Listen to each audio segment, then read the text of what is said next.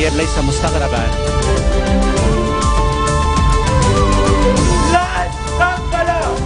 اللي عم بصير 7 اياد بشكل اخر.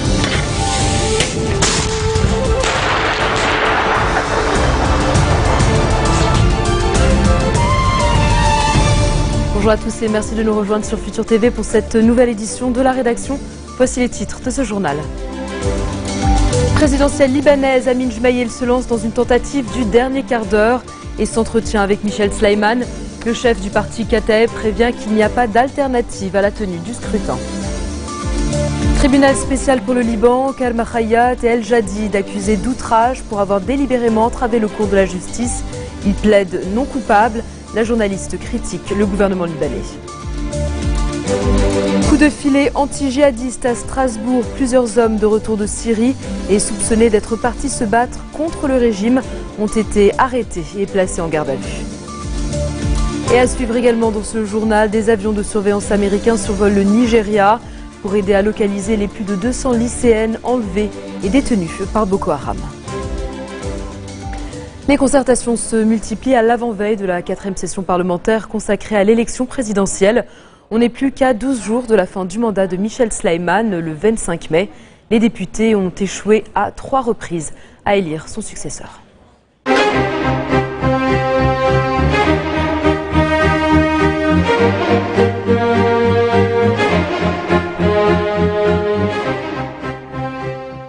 Le chef du parti Kataeb, Amin Jmaïel, reçu par Michel Sleiman ce matin au palais de Bhabda. Il a averti que toute vacance présidentielle nuira au pacte national sur lequel reposent les institutions du Liban. Jmaïel a précisé que sa visite à Bhabda s'inscrit dans une tentative du dernier quart d'heure pour aboutir avec le chef de l'État et le patriarche maronite à l'élection d'un président. La veille, le leader des Kataeb s'est entretenu avec Marb Sharara et Abkerke. Jmaïel estime qu'il n'y a pas d'alternative à l'élection d'un président. Le chef du parti Kataeb a rencontré plusieurs leaders ces derniers jours, dont Samir Jarja, Michel Aoun ou encore Sleiman Frenjie, pour tenter de sortir de l'impasse dans laquelle se trouve le Liban.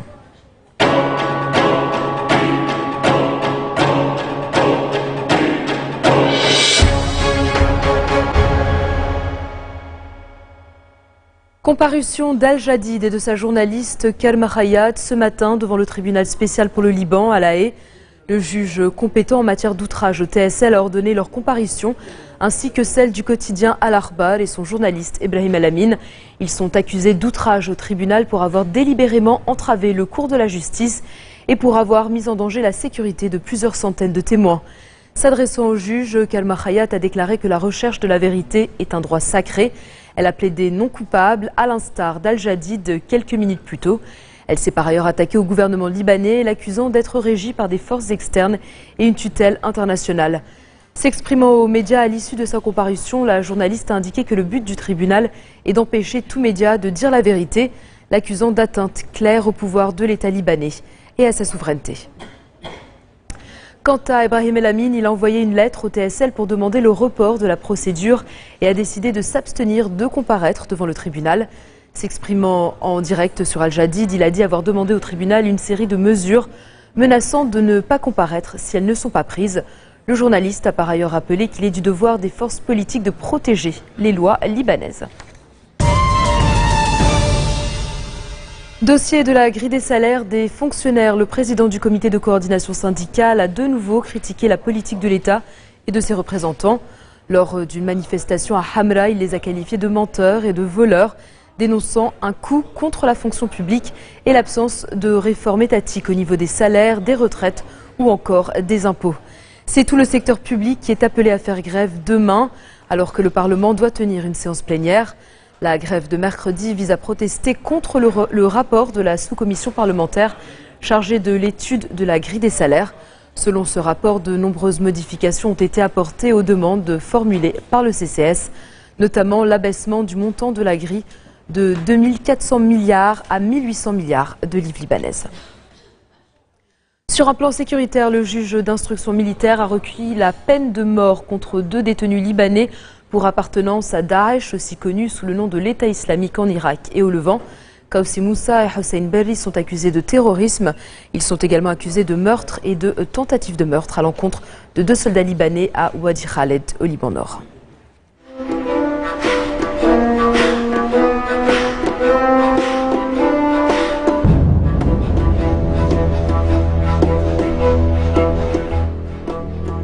6 djihadistes présumés de retour de Syrie ont été interpellés ce matin à Strasbourg et placés en garde à vue. Fin avril, le gouvernement français a adopté un plan de prévention et de lutte contre les filières djihadistes. Il consiste notamment à fournir une écoute aux familles de jeunes séduits par des organisations violentes et à s'appuyer sur la coopération internationale. Le ministère de l'Intérieur estime actuellement à 285 le nombre de Français engagés dans le conflit en Syrie aux côtés des islamistes qui combattent contre le régime de Bachar el-Assad, soit une hausse de 75% ces 6 derniers mois. Ce dispositif a permis d'enregistrer 24 signalements de Français tentés par le djihad en Syrie et de constater 5 départs effectifs. Déclaration du ministre français de l'Intérieur. À 6 heures, une opération de police s'est déroulée à Strasbourg afin d'interpeller 6 individus soupçonnés de faire partie de filières djihadistes et de s'être rendus récemment en Syrie. L'opération, conduite dans un cadre judiciaire par la nouvelle Direction générale de la sécurité intérieure, appuyée par le RAID, s'est parfaitement déroulée et les 6 individus en question ont été placés en garde à vue. Je félicite l'ensemble des forces de renseignement et de sécurité qui ont minutieusement préparé et mené cette opération avec sang-froid et grande efficacité. C'est une nouvelle démonstration de la détermination totale du gouvernement à lutter de toutes ses forces contre le terrorisme et l'embrigadement des jeunes dans la radicalisation violente. Le plan de lutte contre les filières djihadistes, présenté en Conseil des ministres du 23 avril, s'applique donc de façon résolue, sans aucune faiblesse. Dans un instant, l'ancien Premier ministre israélien Ehud Olmert écope de 6 ans de prison pour corruption. A tout de suite.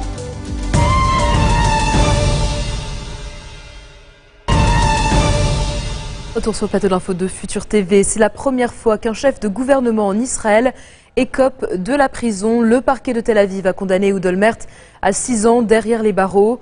En mars dernier, il a été reconnu coupable d'avoir touché des pots de vin dans le cadre d'un énorme scandale immobilier à Jérusalem, alors qu'il était maire de la ville.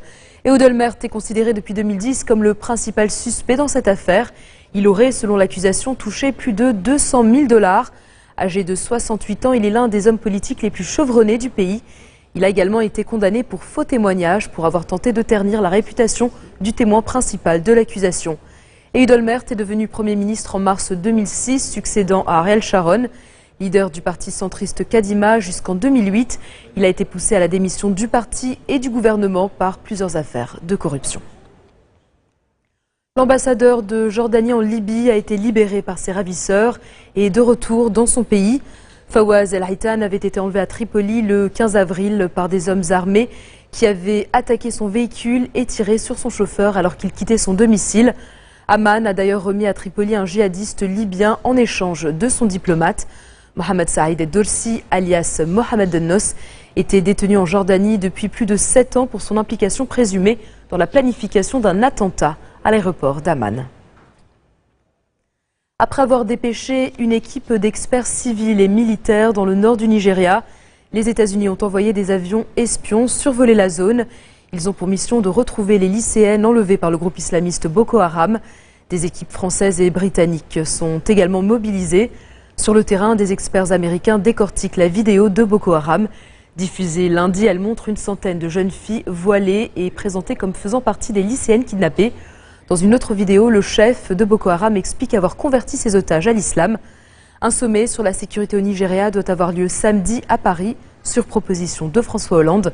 Et puis, face à ce rapt sans précédent, la mobilisation internationale ne cesse de grandir. Ce matin, à Paris, place du Trocadéro, des dizaines de personnes se sont rassemblées pour demander la libération des jeunes femmes. Dans la foule, plusieurs célébrités, Carla Bruni-Sarkozy et Valérie Trierweiler notamment. Le monde a mis 3 semaines à bouger. Voilà. Il y a des événements parfois, il faut 24 heures et là ça a mis plus de 3 semaines. Donc aujourd'hui on est là en force. Maintenant les chefs d'État sont aussi ensemble. Il y a eu du retard à l'allumage de cette histoire et j'espère que le temps sera rattrapé. Ce qui est terrifiant, c'est qu'on a l'impression qu'elles sont la proie d'un fou furieux, d'un allumé du bocal.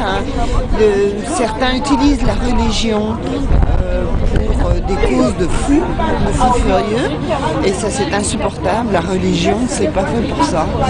Et au contraire, c'est pour plutôt anticiper le bien et pas la violence, la bêtise et le terrorisme en fait. Et c'est au-delà du droit des femmes, c'est inhumain, simplement. Après le président du Conseil européen lundi, le chef de la diplomatie allemande est arrivé ce mardi à Kiev pour apporter son soutien à l'Ukraine avant la présidentielle du 25 mai. Frank-Walter Steinmeier est venu défendre un dialogue national entre le gouvernement ukrainien de transition et les séparatistes pro-russes de l'Est du pays. Objectif final, prendre des mesures pour libérer les bâtiments occupés et désarmer les groupes dissidents pour rétablir le pouvoir du gouvernement ukrainien. Sur le fond, le Premier ministre ukrainien est d'accord, même s'il estime que la clé pour une stabilisation de la situation ne se trouve pas à Kiev, mais bien en Russie, qui continue de soutenir les séparatistes. Reste que les séparatistes en question ont déjà demandé un rattachement de la République de Donetsk à la Fédération de Russie et rejeté l'élection du 25 mai. En bref, dans le reste de l'actualité, la santé mentale d'Oscar Pistorius au centre des débats du procès de l'athlète ce mardi. Il risque d'être renvoyé dans un hôpital psychiatrique pour établir s'il souffre d'un trouble d'anxiété généralisée, comme l'affirme un témoin de la défense. Oscar Pistorius affirme qu'il a tué sa compagne Riva Steenkamp par accident, croyant qu'un cambrioleur était caché dans les toilettes. L'accusation pense au contraire qu'il l'a abattu au cours d'une violente dispute. Au Mexique, un des fondateurs du cartel des Zetas a été tué. Galindo Mellado était considéré comme le numéro 2 de ce groupe criminel. Il a été abattu lors d'un affrontement avec des militaires à Reynosa, une ville frontalière des États-Unis. Mellado, alias Z9, avait été l'un des militaires des unités d'élite de l'armée mexicaine qui avait déserté au début des années 90. Et puis en Thaïlande, les manifestants antigouvernementaux appellent à la nomination d'un Premier ministre neutre. Ils ne reconnaissent toujours pas le Premier ministre par intérim et refusent les législatives prévues le 20 juillet prochain. Première revendication, la réforme du système électoral pour empêcher le retour au pouvoir du clan Shinawatra, vainqueur de toutes les législatives depuis 2001 et accusé de corruption par l'opposition. Et avant de se quitter, ces images impressionnantes d'une maison qui a explosé en direct à la télévision américaine. Les autorités enquêtent sur la violente explosion de cette habitation à Brentwood, dans le New Hampshire. Plusieurs policiers ont reçu un appel concernant des tirs impliquant un policier dans la maison. Ce dernier a été blessé. C'est la fin de ce journal. Tout de suite, le rappel des titres qui ont marqué l'actualité de cette journée. Présidentielle libanaise, Amin Jumaïel se lance dans une tentative du dernier quart d'heure et s'entretient avec Michel Sleiman. Le chef du parti Kataeb prévient qu'il n'y a pas d'alternative à la tenue du scrutin. Tribunal spécial pour le Liban, Kalma Hayat et Al-Jadid accusés d'outrage pour avoir délibérément entravé le cours de la justice. Ils plaident non coupables. La journaliste critique le gouvernement libanais. Coup de filet anti-djihadiste à Strasbourg. Plusieurs hommes de retour de Syrie et soupçonnés d'être partis se battre contre le régime ont été arrêtés et placés en garde à vue. Et puis des avions de surveillance américains survolent le Nigeria pour aider à localiser les plus de 200 lycéennes enlevées et détenues par Boko Haram. Merci de votre attention. Retrouvez-nous tous les jours à 16h40 heure de Beyrouth. Vous pouvez également nous suivre en ligne sur notre site web ou en téléchargeant notre application mobile. Excellente soirée à toutes et à tous et à demain. ليس مستغربا